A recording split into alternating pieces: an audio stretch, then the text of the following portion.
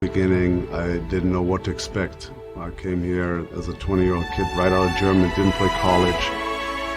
With the 9th pick in the 1998 NBA draft, Dirk Nowitzki. Manu! Hey. Let's see who San Antonio's going to take here. With the 57th selection in the 1999 NBA draft, the San Antonio Spurs select Emmanuel Ginobili. Go! There you go! The San Antonio Spurs select Tony Parker of Racing Club Paris, France. No pass the ball to Duncan Robinson, no problem. The NCAA is a corrupt organization. We all know that. Players like Lebron James and Kyle Kuzma have spoken out about the NCAA flawed system. One common criticism from fans and players is that players cannot profit off their own skills and talent in college, but universities and NCAA can. In fact, the FBI is currently investigating players for allegedly accepting benefits and money from an agency. These so-called scandals can be as small as an athlete's mother accepting an expensive meal. It sounds silly, but it's a system that cannot be overpowered unless there's an alternate route. Here are NBA stars who didn't play 1 second of college basketball.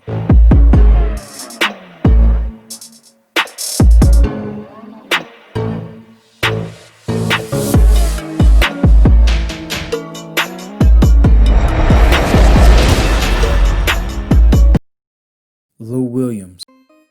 Drafted out of South Gwinnett High School, Williams is a good example of how a high school player can grow into the NBA system.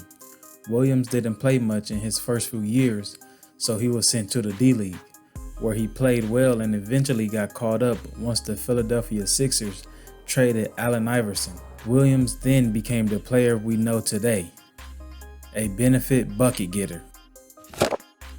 Tyson Chandler.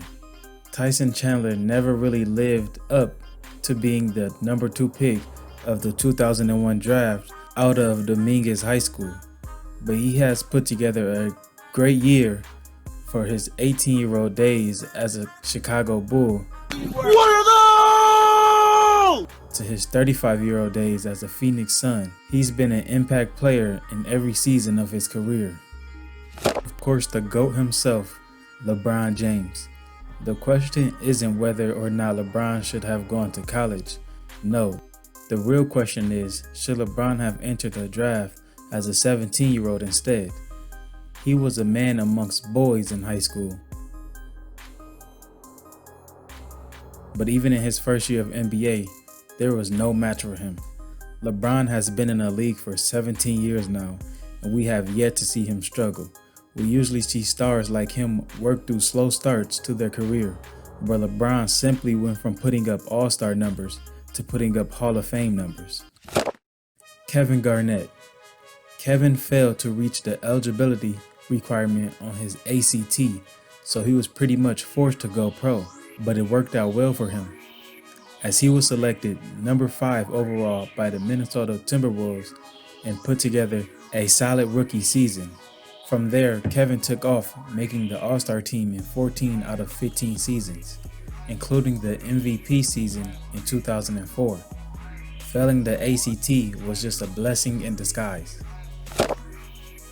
Yao Ming. Imagine Yao Ming playing college basketball as a 7'6" skilled big man, constantly guarded by 6'8" front court players. It would be a cheat code. It was already hilarious watching Yao cook bigs like Joel Presabilla in the league because they had no answer for him. Kobe Bryant. During his junior year of high school, he averaged 31.1 points, 10.4 rebounds, 5.2 assists, 3.8 blocks, and 2.3 steals, and was named Pennsylvania's Player of the Year, while also earning a 4th team All-American nomination, attracting attention from college recruiters in the process. Duke, Michigan, North Carolina, and more were at the top of his list. However, after high schooler Kevin Garnett went first round in the 1995 NBA draft, Kobe also began contemplating going directly to the pros. Tony Parker. The Spurs just have a knack of finding and developing international talent. Parker's career will be overshadowed by playing with the greatest power forward of all time and one of the greatest coaches in sports, but his own accomplishments shouldn't be forgotten.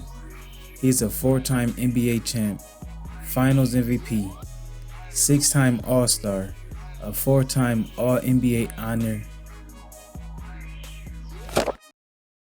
Dwight Howard. It isn't fair to say Dwight made the right decision when he decided not to go to college.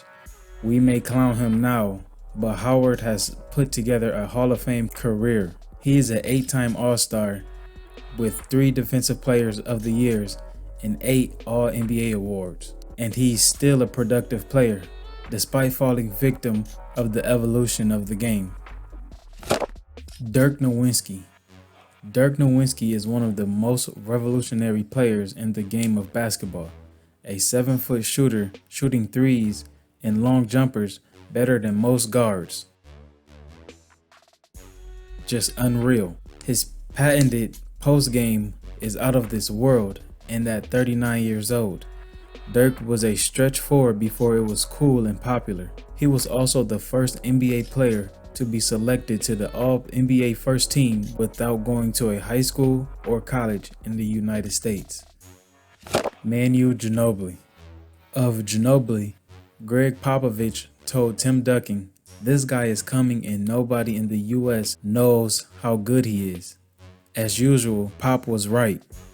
Drafted as the 57th pick in the 2002 draft, Ginobili grew into one of the greatest international players of all time. At 40 years old, he could still give you 20 points any night. Amar'e Stoudemire. 1 year of college would have been useless for Amar'e.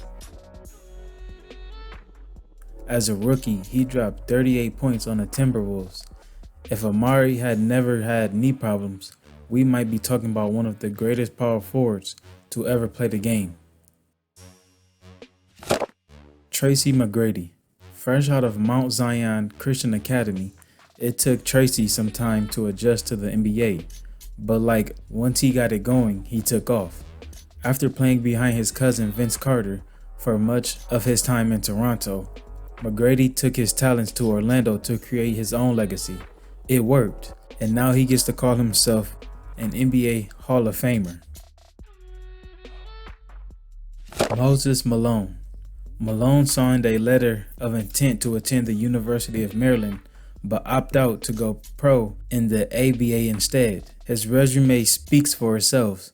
12 NBA All-Star selections, 3 NBA MVPs, and the finalist MVP.